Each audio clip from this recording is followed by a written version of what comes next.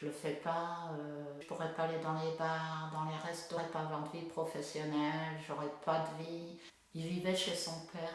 Son père lui avait fait une belle petite chambre, une belle petite salle de bain. Je pense que son père n'a pas compris. Il m'a dit je l'emmène pour une constipation, une occlusion intestinale, ils vont lui donner un truc, ça va passer. Après, il me rappelle, il me dit je fonce à l'hôpital, elle a fait un arrêt cardiaque. Et j'ai appelé ma fille, j'ai appelé ma mère. 2 heures plus tard, il m'a dit elle est décédée. Il a fait un deuxième arrêt cardiaque, ils n'ont pas pu le réanimer. J'ai hurlé de toutes mes forces. J'ai l'impression qu'on venait de m'arracher mes tripes.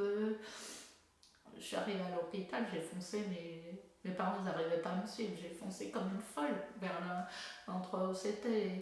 J'ai vu le deuxième médecin juste avant de voir mon fils. Je me dis, mais il s'est passé quoi? Et elle me dit, je sais pas, on ne comprend pas ce qui est arrivé. Je sentais qu'elle était très mal à l'aise. Personne n'a parlé de l'injection. Je suis la seule. J'ai regardé le médecin droit dans les yeux. J'ai senti le froid dans la pièce. Je dis, mon fils, il était vacciné. C'était sa deuxième injection. C'est un rapport. Et là, elle m'a regardé. C'est là que j'ai compris. Pour moi, le jour même où elle m'a regardé dans les yeux, j'ai compris que mon fils était décédé à cause de cette putain d'injection. Elle n'a pas eu besoin de parler. Je l'ai vu et je pense que le personnel à l'hôpital, ils ne peuvent pas parler. Et après, j'ai eu 3 semaines où je ne savais pas si je voulais vivre ou mourir. J'ai eu 3 semaines où j'avais envie de rejoindre mon fils. Je peux plus le serrer dans les bras et ça c'est le plus difficile. Parce que il me manque en fait.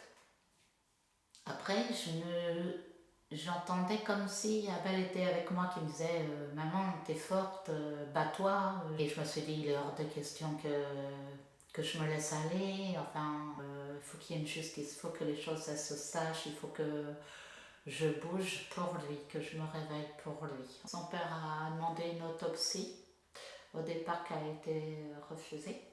Et là, quand il a redemandé l'autopsie, on a dit oui, mais c'est normal, il fallait passer par le système judiciaire, sinon on ne pouvait pas. Moi, je veux porter plainte aussi, mais à part. Je veux l'autopsie de mon fils, quoi.